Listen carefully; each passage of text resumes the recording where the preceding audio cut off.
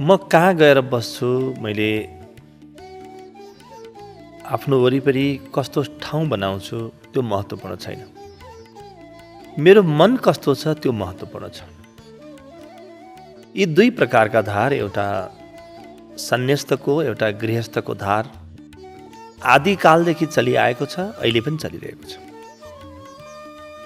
यो होइन कि पूर्वकालमा 500-700 वर्ष पहिले व्यक्तिहरू गृहस्थमा रहेर, गृहस्थाश्रममा रहेर साधना गर्दैनथे। गृहस्थाश्रममा बसेर साधना गर्ने पनि थिए, तर सन्न्यस्तहरूको सङ्ख्या बढी थियो। अहिले आएर सन्न्यस्तको सङ्ख्या कम हुँदै गएको छ र गृहस्थको सङ्ख्या बढ्दै बढ्दै गएको छ। यो यसै भएको छैन, यो युगको माग हो। यो युगको माग किन हो भने सबैभन्दा पहिले हामीले बुझ्नुपर्छ कि साधना भनेको के हो। साधनामा गरिन्छ के हुन्छ, त्यसपछि बल्ल कुन ठाउँ, कस्तो वातावरण, कस्ता व्यक्तिका वरिपरि म रहनुपर्छ, के सिक्नुपर्छ, के खानुपर्छ, के लाउनुपर्छ, त्यहाँबाट जन्मिन्छ। पहिले बुझ्नुपर्छ त्यो अन्तसको सार के हो, त्यसपछि बल्ल रूप जन्मिन्छ। भित्रको सार चोरको हुने हो भने बाहिर साधुको लुगा लगाइदिएर, गौतम बुद्धका वस्त्रहरू लगाइदिएर पनि केही पनि अर्थ हुँदैन।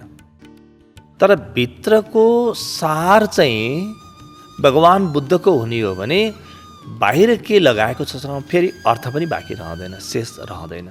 त्यसकारणले धर्म साधनाको सार के हो, चुरो के हो, यो चाहिँ बुझ्नुपर्छ। के गर्थे त? वा गुफामा गएर पनि के गर्छन्, मन्दिरहरूमा, तीर्थस्थलमा जानु भनेको के हो? जति पनि साधनाका विभिन्न रूपहरू छन्, ती रूपहरूमा गरिने मुख्य कुरा के हुन्छ? धर्म साधनामा जम्मा 3वटा कुराहरू सबैभन्दा महत्त्वपूर्ण हुन्छ। जहाँ बसेर गरे पनि, गृहस्थ भए पनि, सन्न्यस्त भए पनि, यी 3वटाबाट वञ्चित हुन सकिँदैन। यी 3वटालाई अलग राखेर धर्मको कुनै पनि साधना हुँदैन। सबैभन्दा पहिलो हो सजगताको साधना। धर्म हो सजगताको साधना। म सजग बन्न थालौँ, मेरो वरिपरि के भइरहेको छ त्यसप्रति त म सजग हौँ। मेरो शरीरमा अहिले के छ त्यसप्रति म सजग हौँ। र बिस्तारै मेरो मन र मेरो हृदयभित्र चलिरहेका कुराहरूप्रति पनि म सजग हुन थालौँ। यो सजगताको लागि कहिलेकाहीँ घरमा रहनुभन्दा एकान्त स्थानमा जानु सजिलो हुन्थ्यो। तर अहिले त घर पनि हाम्रा यस्ता छन्, पक्की घरहरू छन् कि त्यो एकान्त स्थान घरमा पनि सम्भव भएको छ।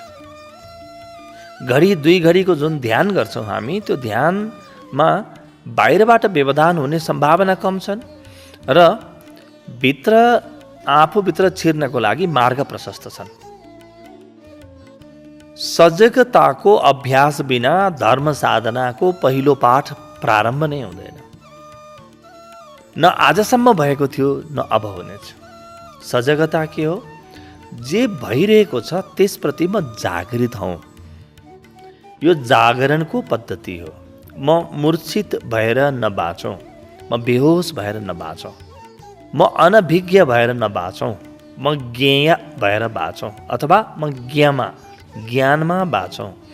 वरिपरि जे भइरहेको छ त्यसप्रति म सजग हौँ र बिस्तारै बिस्तारै आफ्ना शरीरका गतिविधिहरू, चिसो तातो होला, शरीरका अनुभवहरू होलान्, आँखाले के हेरिरहेको होला, देखिने वस्तुहरूप्रति मात्रै होइन, देख्ने आँखाप्रति र आँखाभित्र लुकेको हेर्ने जुन चाहना छ त्यसप्रति पनि सजग हुन थालौँ। मैले चिसो बरफ समातेँ, बरफ बाहिर छ, हात पनि कहीँ बाहिर छ, शरीर हो, शरीर बाहिरको कुरा हो। त चिसो हातमा लाग्छ, तर हातमा लागेको थाहा पाउँछ भित्रको मनले, त्यो थाहा पाउने क्षमता कतै भित्र छ। त सजगतामा 3वटा चरण भए। एउटा त म बाहिरको वस्तुप्रति सजग हौँ, त्यसपछि शरीरको जुन अङ्गले त्यो बाहिरको वस्तुसँग अन्तर्क्रिया वा सम्पर्क गरेको छ त्यसप्रति म सजग हौँ। र त्योभन्दा पनि भित्र, कहीँ भित्र मेरो मनले त्यो थाहा पाइरहेको छ त्यसप्रति म सजग हौँ। म सजग हुन थालेँ भने युद्ध भूमि पनि मेरो लागि धेरै ठुलो तपोभूमि बन्न जान्छ। म यदि सजग छैन भने तपोभूमि पनि मेरो लागि युद्ध भूमि नै बन्छ। म सजग छु भने मलाई भिडले बिगार्दैन। म सजग छु भने कोलाहलको मध्यबाट पनि आफ्नो मौन म खोजिहाल्छु। म सजग छु भने जीवनका चुनौतीहरूले मलाई झन बढी सजग बन्न मद्दत गर्छन्, न कि बाधा वा अवरोध खडा गर्छन्। जो व्यक्ति सजग हुने प्रक्रियाको एउटा महत्त्वपूर्ण पाटोलाई आफ्नो जीवनमा धारण गर्न सफल भएको छ, त्यो व्यक्ति जहाँ रहे पनि सजग हुन सिक्दछ। र हामीले पुराना शास्त्रहरू पढ्यौँ भने त्यहाँ पनि भन्दछन् नि कि केही समय गएर कहीँ बस्यो, त्यसपछि फेरि फर्केर आयो। अब चुनौती हो, एक प्रकारको परीक्षा पनि हो, घर परिवार जिम्मेवारी। त्यो परीक्षाबाट भागेर, जिम्मेवारीबाट भागेर त म कति पानीमुनिमा छु, के पानीमुनि छु, त्यो कहिले पनि थाहा हुँदैन। त्यस कारणले सजगता कमाउनको लागि केही दिन, केही घन्टा अलग बसे पनि, एकान्तमा बसे पनि फेरि त्यो सजगताको परीक्षाका लागि चाहिँ घरै फर्किनु छ। त्यस कारणले यो क्रम आजभन्दा पहिले पनि चल्थ्यो, आज पनि चलिरहेको छ। तर एउटा अर्को महत्त्वपूर्ण उपलब्धि भएको छ, त्यो के हो भने हजारौँ वर्षको सजगताको प्रयोगले सजगताको अनुभव पाकेको छ। अब जीवन विज्ञानमा जुन प्रकारको सजगताको अभ्यास हुन्छ, यो अत्यन्तै पाकेको, प्रौढ र अत्यन्तै विकसित अभ्यास हो। र यो अभ्यासको कारणले गर्दाखेरि कहीँ छोड्नु पर्ने जरुरी छैन।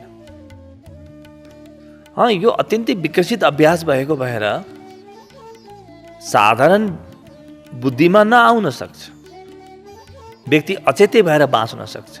तर एकपटक यो सजगताको आगो व्यक्तिको हृदयमा आयो भने यो व्यक्तिले त श्मशान घाटलाई पनि महातपोभूमि बनाइदिन्छ। अब ऊ जे गर्दछ त्यसप्रति सजग हुन थाल्छ।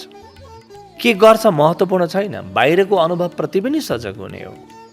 शरीरका अङ्ग, शरीरका क्रियाकलाप र इन्द्रियको ज्ञानप्रति पनि सजग हुने हो। हुँदै हुँदै आफूभित्र के भइरहेको छ त्यसप्रति पुरै सजग हुने हो। सजग हुन थाल्ने बित्तिकै एउटा अर्को घटना घट्दछ, त्यो हो जीवन्तता। पहिलो हो सजगता, दोस्रो हो जीवन्तता। बल्ल व्यक्तिलाई थाहा हुन्छ कि जीवन के रहेछ, जीवन विज्ञान के रहेछ।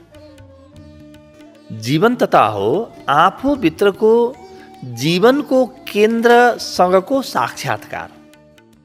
सजग व्यक्ति मात्रै आफ्नो प्रतिभासँग साक्षात्कार गर्ने अवसर पाउँछ। भित्र कतै धड्किरहेको जीवन, कहिल्यै नमेटिने अविनाशी एउटा विराट श्रृङ्खला हामीभित्र चलिरहेको छ। एउटा अग्नि हामीभित्र चलेको छ, एउटा ज्योति हामीभित्र बलिरहेको छ, एउटा बाजा हामीभित्र बजिरहेको छ। कुनै अत्यन्तै गहिरो अनुभव हामीलाई पर्खेर बसेको छ। एउटा मौन, एउटा साक्षीको अनुभूति, कहीँ कतै भित्र घन्किरहेको ब्रह्मनाथको अनुभव। यो अनुभव के हो त, यो जीवन्तताको अङ्ग हो। यसले मलाई मेरो जीवनसँग जोडिदिन्छ। त म जहाँ गएर बसौँ, जेसुकै गरौँ, म जीवन्त बन्नुपर्छ। जीवन्त बन्ने बित्तिकै व्यक्ति आफ्नो शक्तिको स्रोत आफै बन्न थाल्छ। आफ्नो ज्ञानको, आफ्नो प्रेमको, आफ्नो आनन्दको र आफ्नो होसको स्रोत व्यक्ति आफै बन्न थाल्छ। उसले आफ्नो अस्तित्व भेटाउँछ। सजगताले यो पाठलाई प्रारम्भ गर्छ, जीवन्तताले यो पाठलाई एउटा शिखरमा पुर्याइदिन्छ। व्यक्ति पहिलो पटक जिउँदो हुनुको आनन्द अनुभव गर्छ, बाँच्नुको आनन्द। हामी जीवनमा धेरै कुरामा आनन्द खोजेका छौँ, किनभने बाँच्नुको आनन्द हामीले बिर्स्यौँ। बाँच्दा पनि, श्वास मात्र फेर्दा पनि, यी आँखा चल्दा पनि, कान चल्दा पनि, नचल्दा पनि, सानो फुलमा पनि, सूर्यको सानो किरणमा पनि, एउटा दौडिरहेको बच्चाको आँखामा पनि कहीँ कतै गहिरो जीवन छ, जीवन झल्किरहेको छ। त्यो जीवन्तता हामी आफूभित्र पनि छ। हामी आफूभित्र नै छ सारा जीवनको स्रोत। र त्यो जीवन्तताको स्रोतसँग पहिचान गर्नु धर्म साधनाको लक्ष्य हो। के गर्दैन थिए हेर्नुहोस् त, हिमालको चिसोमा बसेर साधना गर्थे। बाहिरको चिसोले नछोस्, बाहिरको चिसोले कहिले छुन्न, जुन दिन म भित्रबाट जीवन्त हुन्छु। एउटा अर्को ताप छ आफूभित्रबाट जन्मिने। त्यो तापलाई मैले पैदा गर्न सकेँ भने बाहिरको चिसोले मलाई छुँदैन। अब तराईमा हुने अथवा चाहिँ मधेसमा हुने, फाँटहरूमा हुने साधकहरूले के गर्थे, वरिपरि आगो बाल्थे र आगोको बिचमा बस्थे। जेठको प्रचण्ड गर्मीमा पनि अग्निको बिचमा बस्थे। अभ्यास के को थियो, भित्रको जीवन्तताको केन्द्र पकडमा आयो, अनुभवमा आयो भने भित्रको शीतलता बर्सिरहन्छ, बाहिरको तातोले छुँदैन। बाहिरका 5 प्रकारका अग्निहरू बाल्थे, जति प्रकारका पनि अग्नि हुन सक्छन्, जुनसुकै रूपमा पनि हुन सक्छ अग्नि। तर असली कुरा हो, बाहिरको चुनौतीले भित्रको शान्तिलाई नखलबलाओस्। सबै त्यसैको अभ्यास थियो। कोही तन्त्र योगीहरू मरेको मृत व्यक्तिको लास पनि सेवन गर्थे, खान्थे। किन? बाहिरको त्यो विभत्स दृश्य, त्यो घोर दृश्य, त्यो अत्यन्तै घिन लाग्दो, दिङ लाग्दो अवस्था भित्रसम्म नपुगोस्, भित्रको जीवन्तता जारी रहोस् भन्ने अभ्यास थियो। तन्त्र योगीहरू कतिसम्म गर्थे, गोवन सर्पलाई आफ्नो जिब्रोमा डस्न लगाउँथे, मदिराको सेवन गर्थे, भाङ, गाँजा, धतुरोको सेवन गर्थे। तर त्यो कुनै मादक पदार्थको सेवन गर्ने अभ्यास थिएन।